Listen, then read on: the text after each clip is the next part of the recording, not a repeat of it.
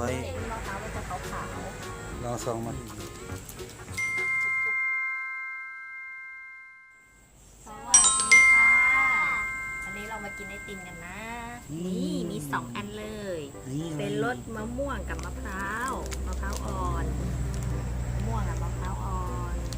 นี่ แล้วก็เป็นชาไทยเฉาก๊วย โอ้น่ากินจังเลย มี2อันเป็นของคีโมนะ เก็บ ไปลองแกะชาไทยเฉาก๊วยก่อนเลย แกะเดี๋ยวละลาย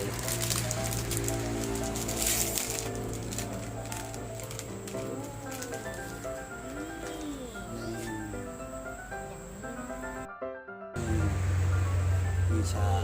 จะมีเฉาก๊วยอยู่ระหว่าง มีเฉาก๊วยเฉาก๊วยชาเฉาก๊วยลองกินดิ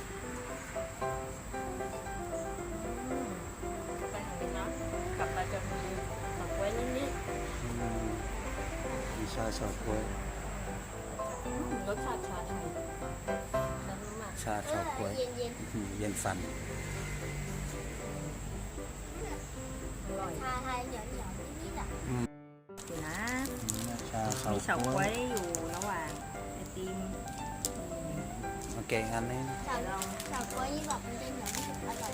มะม่วงมะพร้าวอ่อนมะม่วงวุ้นมะพร้าว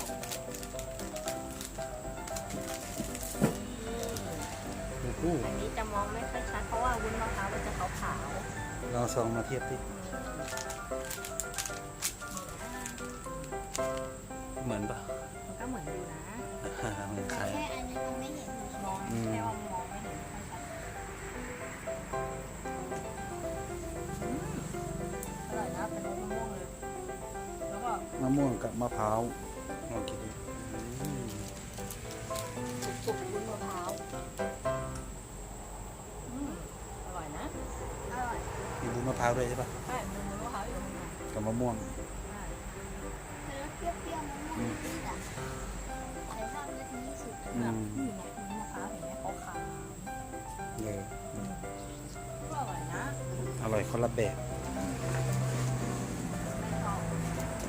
เป็นรสชาติไทยๆอร่อย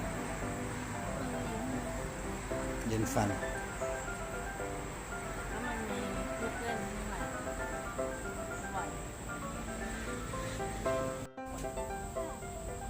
ตัวแบบวุ้นมะพร้าวข้างในอันนี้เฉาก๊วยก็เยอะนะเห็นชัดเลยเฉาก๊วยอ่ะเฉาก๊วยชาไทยก็เข้มข้น